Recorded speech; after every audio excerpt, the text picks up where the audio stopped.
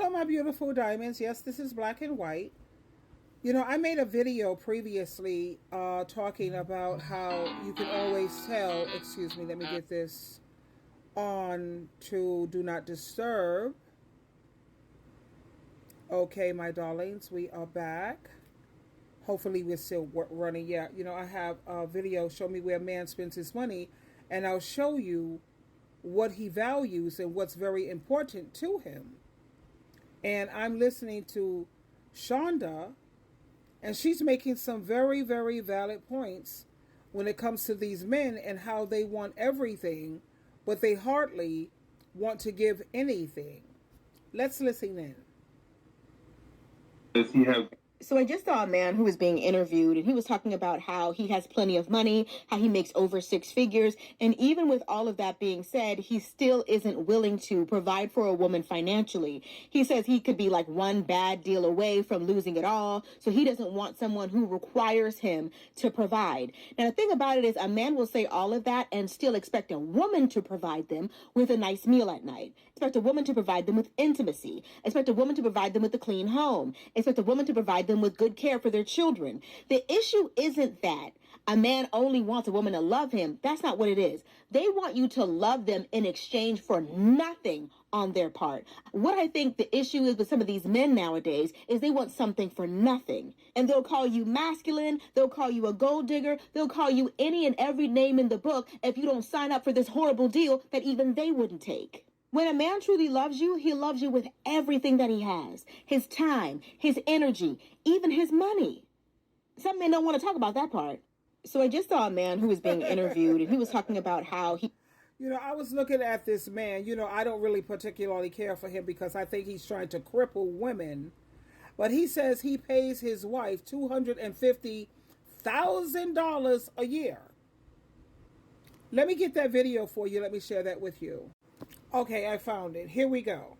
We have to pay my wife $250,000 a year. She has a maid.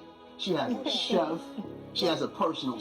We have to pay my wife $250,000 a year. She has a maid. She has a chef.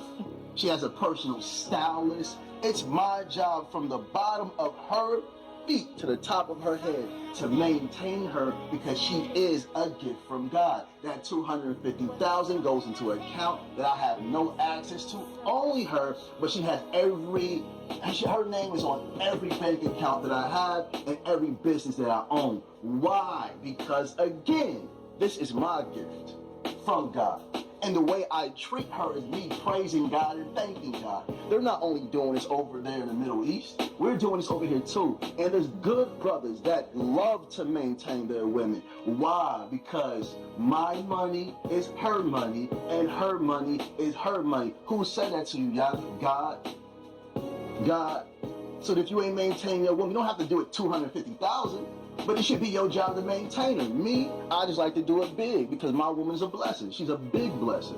All praises. So if she gets sick, if she's tired, if she's hungry, she's still going to maintain her home and still have enough finances to know if she's disrespected, she can leave and start a business to maintain her and bring more wealth in if she chooses.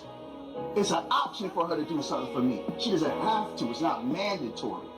But I got a good woman, so all I can say is, oh, praise be the Most High. $250,000 ain't enough. Step your game up, brothers. Go hard because them brothers in the Middle East making us look bad. Not over here. Not over here. All praises do. My wife $250,000 a year. He pays his wife $250,000 a year. Okay, I'll go for that deal. I'ma still work from home.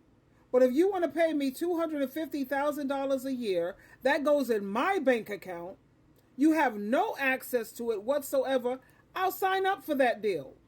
How many black men do you know that's going to pay their wife $250,000 a year? She has her own... She has a maid. She has a chef. She has a personal stylist. It's my job from the bottom of her... That's like the Proverbs 31 wife. She had her housemaids. I'm sure she had, I'm not going to say she had a stylist in all of this. She was a working woman, and she was not no stay-at-home mother or stay-at-home wife, according to Proverbs 31. And she's known to be the perfect wife, the capable wife.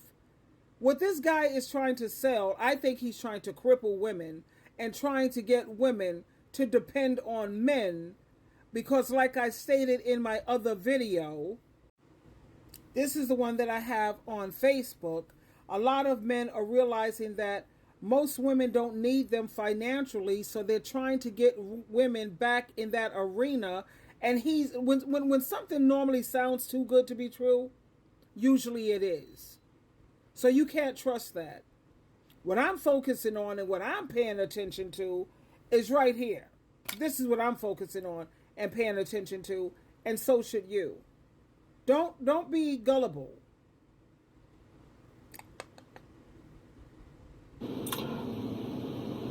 I'm starting to realize why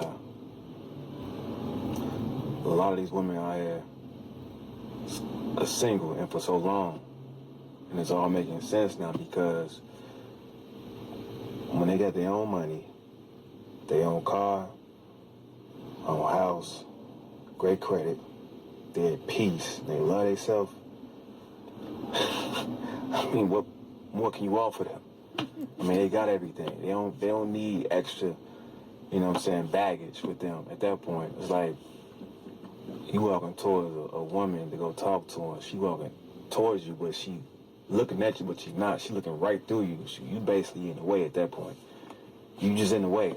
I mean, that's just real talk. Like, and the biggest thing is they love themselves and they're at peace. Thank you. So that means basically they don't need nothing else more from a guy.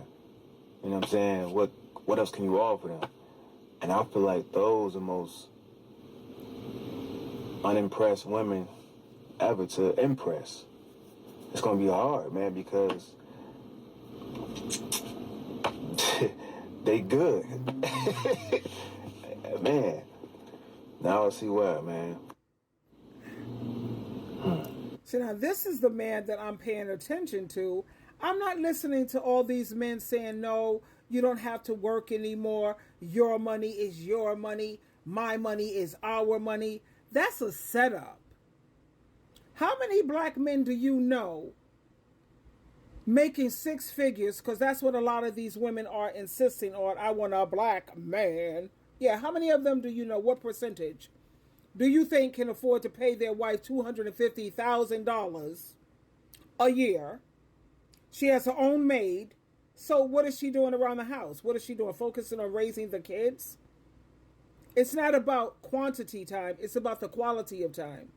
I know a lot of working mothers who are excellent mothers.